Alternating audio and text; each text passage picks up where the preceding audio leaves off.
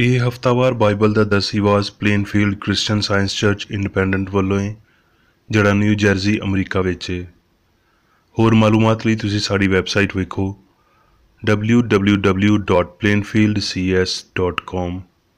ਇਹ ਸਬਕ 13 ਅਕਤੂਬਰ 2019 ਇਤਵਾਰ ਦੇ ਦਿਨ ਹਫ਼ਤੇ ਦੇ ਅਖੀਰ ਉੱਤੇ ਤੁਹਾਡੇ ਪੜ੍ਹਨ ਲਈ ਤਿਆਰ ਕੀਤਾ ਗਿਆ ਹੈ। ਮਜ਼ਮੂਨ: ਕੀ ਪਾਪ, ਬਿਮਾਰੀ ਤੇ ਮੌਤ ਅਸਲੀ ਨੇ? ਸੁਨਹਿਰੀ ਮਤਨ: ਇਮਸਾਲ। ਸੱਚਾਈ ਦੀ ਰਾਹ ਵਿੱਚ ਹਯਾਤੀ ਹੈ ਤੇ ਉਹਦੇ ਰਾਸਤੇ ਵਿੱਚ ਮੌਤ ਬਿਲਕੁਲ ਨਹੀਂ ਹੈ। ਜਵਾਬੀ ਪੜ੍ਹਾਈ।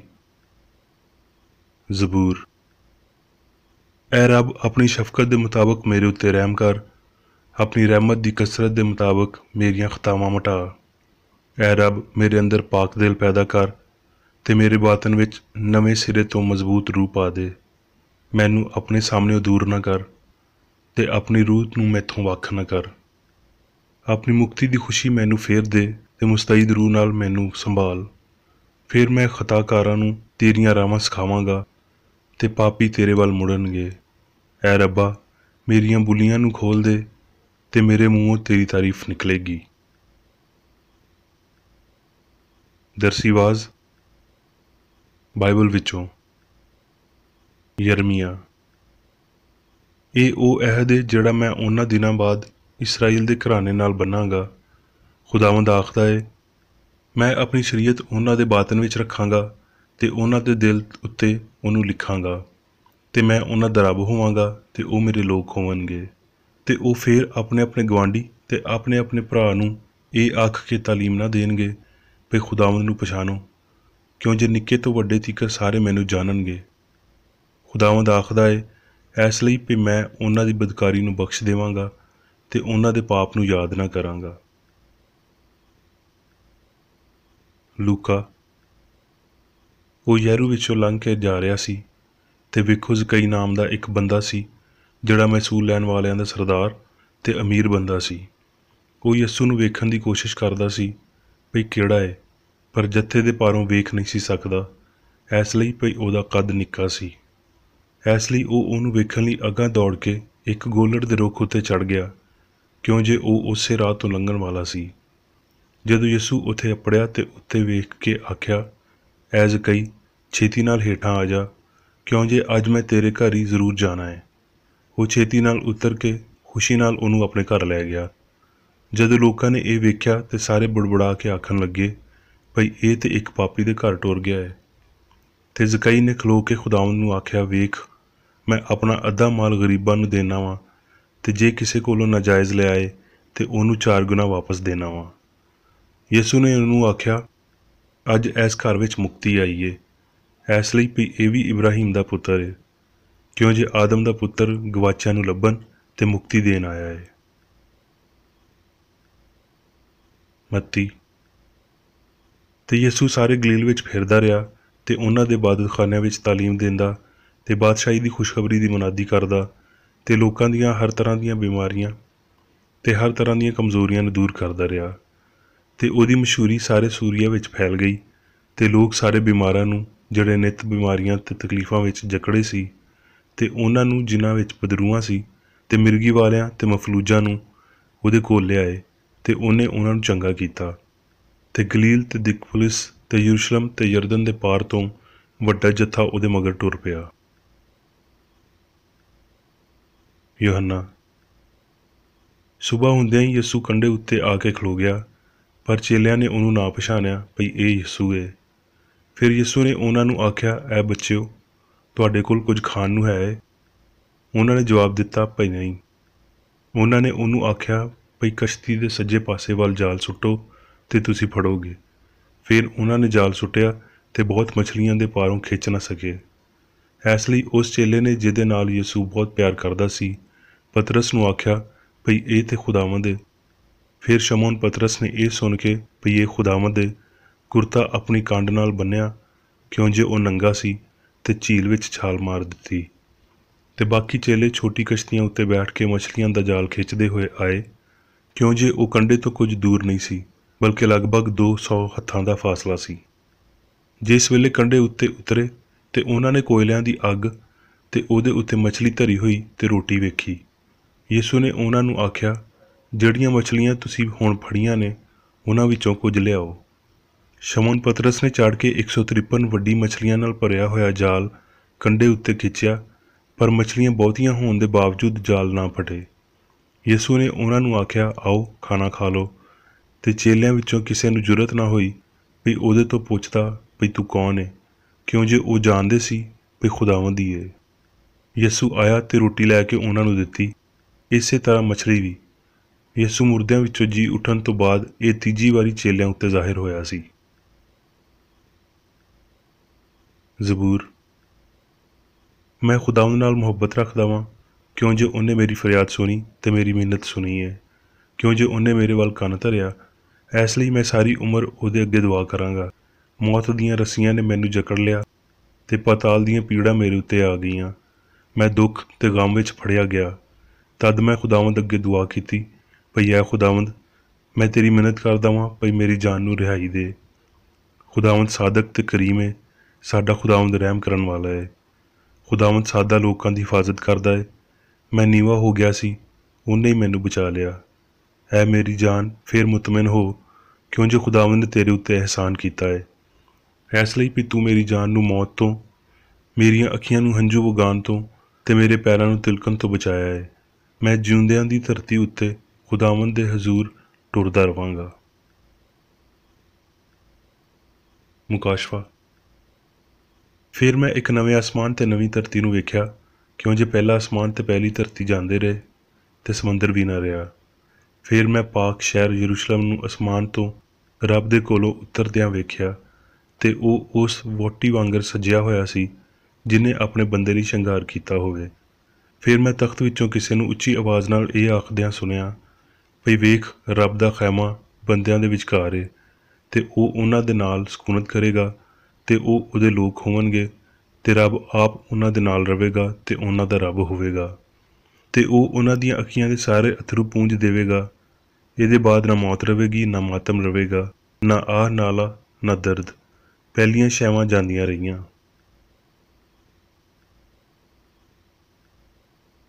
ਹੁਣ ਮੈਂ ਮੇਰੀ ਬੇਕਰ ਏਡੀ ਦੀ ਲਿਖੀ ਹੋਈ ਕ੍ਰਿਸਚਨ ਸਾਇੰਸ ਦੀ ਦਰਸੀ ਕਿਤਾਬ ਸਾਇੰਸ ਤੇ ਸਿਹਤ ਆਇਤਾਂ ਦੀ ਕੁੰਜੀ ਦੇ ਨਾਲ ਵਿੱਚੋਂ ਲਈਆਂ ਹੋਈਆਂ ਲਿਖਾਈਆਂ ਪੜਾਂਗਾ।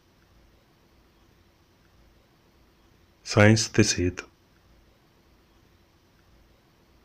ਸੱਚੀ ਰੂਹਾਨੀਅਤ ਦੇ ਪੁਰਸਕੂਨ ਮਜ਼ਬੂਤ ਧਾਰੇ, ਜਿਨ੍ਹਾਂ ਦੇ ਇਜ਼ਹਾਰ ਸਿਹਤ, ਪਾਕੀਜ਼ਗੀ ਤੇ ਆਪਣੇ ਆਪ ਦੀ ਕੁਰਬਾਨੀ ਨੇ, ਇਹਨਾਂ ਨੂੰ ਉਸ ਵੇਲੇ ਤੀਕਰ ਇਨਸਾਨੀ ਤਜਰਬੇ ਨੂੰ ਗਹਿਰਾ ਕਰਨਾ ਚਾਹੀਦਾ ਹੈ ਜਦੋਂ ਤੀਕਰ ਮਾਦੀ ਵਜੂਦੀਅਤ ਦੇ ਅਕੀਦੇ ਵਾਜ਼ਿਹ ਮੁਸਲਤ ਹੁੰਦਿਆਂ ਵਿਖਾਲੀ ਨਹੀਂ ਦਿੰਦੇ, ਤੇ ਪਾਪ, ਬਿਮਾਰੀ ਤੇ ਮੌਤ ਰੂਹਾਨੀ ਅਲੂਹੀਅਤ ਦੇ ਸਾਇੰਸੀ ਇਜ਼ਹਾਰ ਤੇ ਰੱਬ ਦੇ ਰੂਹਾਨੀ ਕਾਮਲ ਇਨਸਾਨ ਨੂੰ ਥਾਂ ਨਹੀਂ ਦਿੰਦੇ। ਸਾਨੂੰ ਖਿਆਲਾਂ ਵਿੱਚ ਕਾਮਲ ਨਮੂਨੇ ਬਣਾਉਣੇ ਚਾਹੀਦੇ ਨੇ ਤੇ ਉਹਨਾਂ ਉੱਤੇ ਲਗਾਤਾਰ ਧਿਆਨ ਕਰਨਾ ਚਾਹੀਦਾ ਹੈ, ਨਹੀਂ ਤੇ ਅਸੀਂ ਉਹਨਾਂ ਨੂੰ ਕਦੀ ਵੱਡੀਆਂ ਤੇ ਸ਼ਰੀਫਾਨਾ ਹਯਾਤੀਆਂ ਵਿੱਚ ਨਕਸ਼ ਨਹੀਂ ਕਰ ਸਕਦੇ। ਸਾਡੇ ਅੰਦਰ ਬੇਗਰਜ਼ੀ, ਚੰਗਿਆਈ, ਰਹਿਮ, ਇਨਸਾਫ, ਸਿਹਤ, ਪਾਕੀਜ਼ਗੀ, ਪਿਆਰ, ਅਸਮਾਨ ਦੀ ਬਾਦਸ਼ਾਹੀ ਨੂੰ ਰਾਜ ਕਰਨ ਦਿਓ, ਤੇ ਇਹ ਪਾਪ, ਬਿਮਾਰੀ ਤੇ ਮੌਤ ਤਲਫ ਹੋਣ ਤੀਕਰ ਘੱਟ ਹੁੰਦੇ ਜਾਣਗੇ।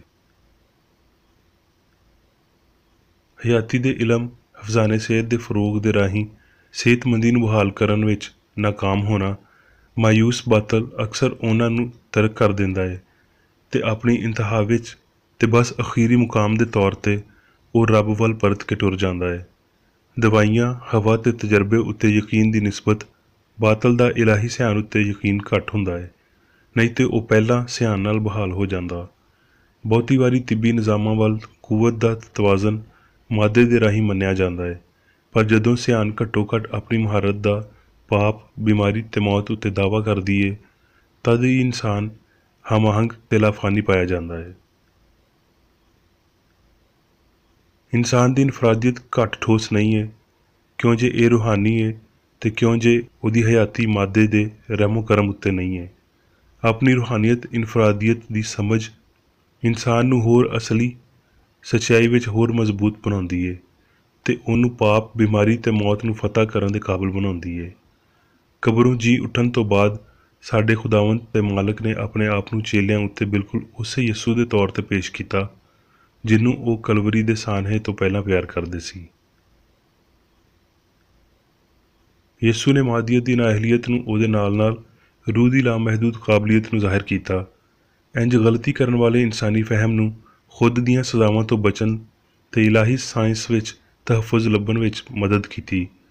ਠੀਕ ਤਰ੍ਹਾਂ ਹਦਾਇਤ ਦਿੱਤੀ ਹੋਈ ਵਜ੍ਹਾ ਜਿਸਮਾਨੀ ਹਿੱਸ ਦੀ ਗਲਤੀ ਨੂੰ ਸੁਧਾਰਨ ਦਾ ਕੰਮ ਕਰਦੀ ਏ, ਪਰ ਜਦੋਂ ਤੀਕਰ ਇਨਸਾਨ ਦੀ ਅਬਦੀ ਹਮਾਹੰਗੀ ਦੀ ਸਾਇੰਸੀ ਹਸਤੀ ਦੀ ਲਗਾਤਾਰ ਅਸਲੀਅਤ ਦੇ ਰਾਹੀਂ ਉਹਨਾਂ ਦੀ ਫਰੇਬ ਨਜ਼ਰੀ ਨੂੰ ਮੁਕਾਉਂਦੀ ਨਹੀਂ, ਪਾਪ, ਬਿਮਾਰੀ ਤੇ ਮੌਤ ਅਸਲੀ ਹੀ ਨਜ਼ਰ ਆਉਂਦੇ ਰਹਿਣਗੇ, ਜਿਵੇਂ ਵੀ ਸੌਂਦਿਆਂ ਹੋਏ ਖ਼ਾਬਾਂ ਦੇ ਤਜਰਬੇ ਅਸਲੀ ਵਿਖਾਲੀ ਦਿੰਦੇ ਨੇ। ਯਿਸੂ ਨੇ ਆਖਿਆ, ਯੂਹੰਨਾ 8:51, ਜੇ ਕੋਈ ਬੰਦਾ ਮੇਰੇ ਕਲਾਮ ਉੱਤੇ ਅਮਲ ਕਰੇਗਾ ਤੇ ਹਮੇਸ਼ਾ ਤੀਕਰ ਕਦੀ ਮੌਤ ਨੂੰ ਨਾ ਵੇਖੇਗਾ। ਇਹ ਬਿਆਨ ਰੂਹਾਨੀ ਹਯਾਤੀ ਤੀਕਰ ਮਹਿਦੂਦ ਨਹੀਂ, ਬਲਕਿ ਇਹਦੇ ਵਿੱਚ ਵਜੂਦੀਅਤ ਦਾ ਕਰਿਸ਼ਮਾ ਵੀ ਸ਼ਾਮਲ ਹੈ। ਯਿਸੂ ਨੇ ਇਹਦਾ ਇਜ਼ਹਾਰ ਮਰਨ ਵਾਲੇ ਨੂੰ ਸ਼ਿਫਾ ਦਿੰਦਿਆਂ ਹੋਏ ਤੇ ਮੁਰਦੇ ਨੂੰ ਜਿਉਂਦਾ ਕਰਦਿਆਂ ਹੋਏ ਕੀਤਾ।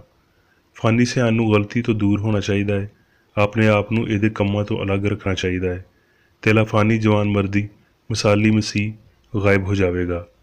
ਮਾਦੇ ਦੀ ਬਜਾਏ ਰੂਹ ਉੱਤੇ ਇਨਹਿਸਾਰ ਕਰਦਿਆਂ ਹੋਏ ਈਮਾਨ ਨੂੰ ਆਪਣੀਆਂ ਹੱਦਾਂ ਨੂੰ ਵਧਾਉਣਾ ਤੇ ਆਪਣੀ ਨਿਉ ਨੂੰ ਮਜ਼ਬੂਤ ਕਰਨਾ ਚਾਹੀਦਾ ਹੈ।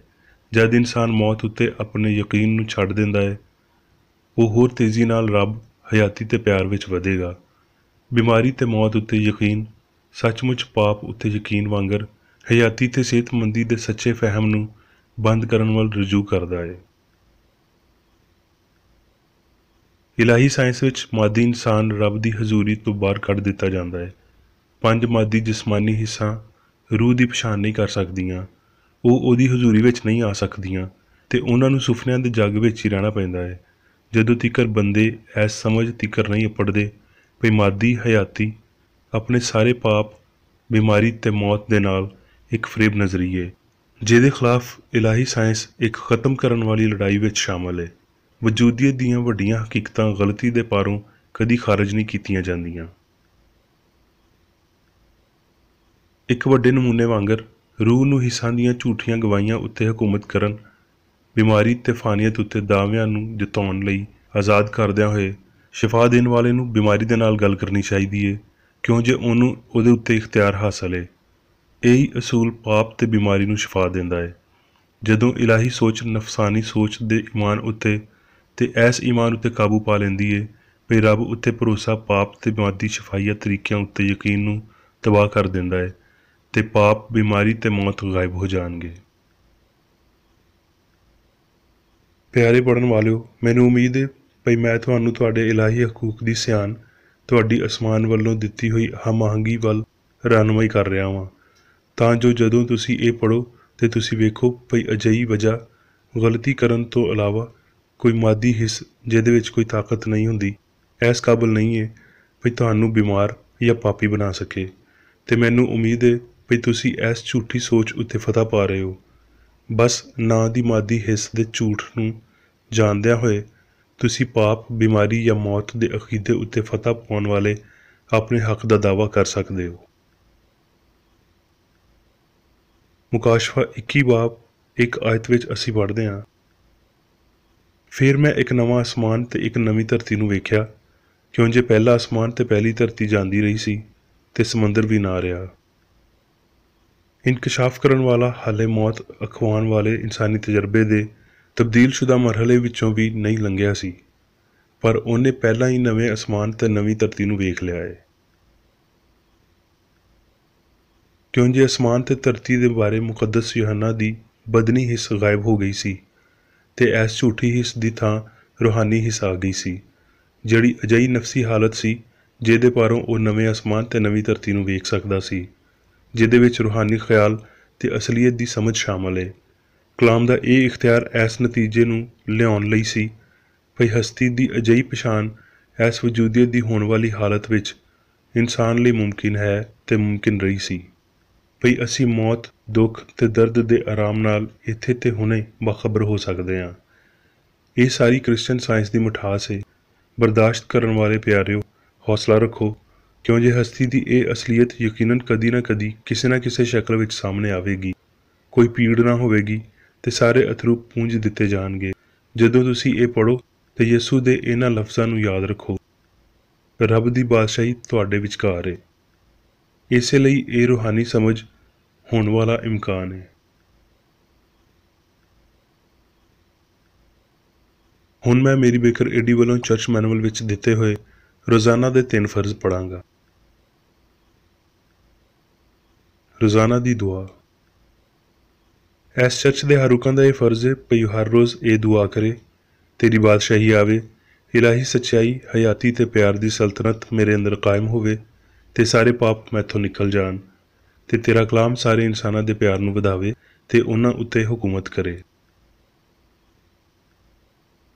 ਮਕਸਦਾਂ ਤੇ ਕੰਮਾਂ ਦਾ ਇੱਕ ਅਸੂਲ। ਨਾ ਕੋਈ ਮੁਖਾਲਫਤ ਤੇ ਨਾ ਕੋਈ ਜ਼ਾਤੀ ਤਾਲੁਕ ਮਾਦਰੀ ਚਰਚ ਦੇ ਕਿਸੇ ਰੁਕਨ ਦੇ ਮਕਸਦਾਂ ਜਾਂ ਕੰਮਾਂ ਉੱਤੇ ਅਸਰ ਕਰਨੇ ਚਾਹੀਦੇ। ਸਾਇੰਸ ਵਿੱਚ ਬਸ ਇਲਾਹੀ ਪਿਆਰ ਹੀ ਹੁਕੂਮਤ ਕਰਦਾ ਹੈ ਤੇ ਇੱਕ ਮਸੀਹੀ ਸਾਇੰਸਦਾਨ ਪਾਪ ਨੂੰ ਰੱਦ ਕਰਦਿਆਂ ਹੋਏ ਸੁੱਚੀ ਭਰਾਬੰਦੀ, ਖੈਰਾਤ ਪਸੰਦੀ ਤੇ ਮੁਆਫੀ ਨਾਲ ਪਿਆਰ ਦੀਆਂ ਮਿੱਠੀਆਂ ਸੱਚਾਈਆਂ ਦਾ ਪਰਛਾਵਾਂ ਬਣਦਾ ਹੈ। ਇਸ ਚਰਚ ਦੇ ਸਾਰੇ ਰੁਕਨਾਂ ਨੂੰ ਸਾਰੇ ਪਾਪਾਂ ਤੋਂ, ਗਲਤ ਤਰ੍ਹਾਂ ਦੀਆਂ ਪੇਸ਼ਨਗੋਈਆਂ, ਮੁਨਸਫੀਆਂ, ਮੁਜ਼ੰਮਤਾਂ, ਸਲਾਹਾਂ, ਗਲਤ ਅਸਰਾਂ ਨੂੰ ਲੈਣ ਤੇ ਗਲਤ ਅਸਰ ਦੇਣ ਤੋਂ ਆਜ਼ਾਦ ਰਹਿਣ ਲਈ ਹਰ ਰੋਜ਼ ਖਿਆਲ ਰੱਖਣਾ ਚਾਹੀਦਾ ਹੈ ਤੇ ਦੁਆ ਕਰਨੀ ਚਾਹੀਦੀ ਹੈ। ਫਰਜ਼ ਲਈ ਚੁਸਤੀ। ਇਸ ਚਰਚ ਦੇ ਹਰ ਰੁਕਨ ਦਾ ਇਹ ਫਰਜ਼ ਹੈ ਭਈ ਹਰ ਰੋਜ਼ ਜਾਰਹਾਨਾ ਜ਼ੇਹਨੀ ਸਲਾਵਾਂ ਦੇ ਖਿਲਾਫ ਆਪਣੇ ਆਪ ਨੂੰ ਤਿਆਰ ਰੱਖੇ ਤੇ ਰੱਬ, ਆਪਣੇ ਕਾਇਦ ਤੇ ਇਨਸਾਨਾਂ ਲਈ ਆਪਣੇ ਫਰਜ਼ਾਂ ਨੂੰ ਨਾ ਕਦੀ ਭੁੱਲੇ ਤੇ ਨਾ ਕਦੀ ਨਜ਼ਰਅੰਦਾਜ਼ ਕਰੇ। ਉਹਦੇ ਕੰਮਾਂ ਦੇ ਰਾਹੀਂ ਉਹਦਾ ਇਨਸਾਫ ਹੋਵੇਗਾ, ਉਹ ਬੇਕਸੂਰ ਜਾਂ ਕਸੂਰਵਾਰ ਹੋਵੇਗਾ।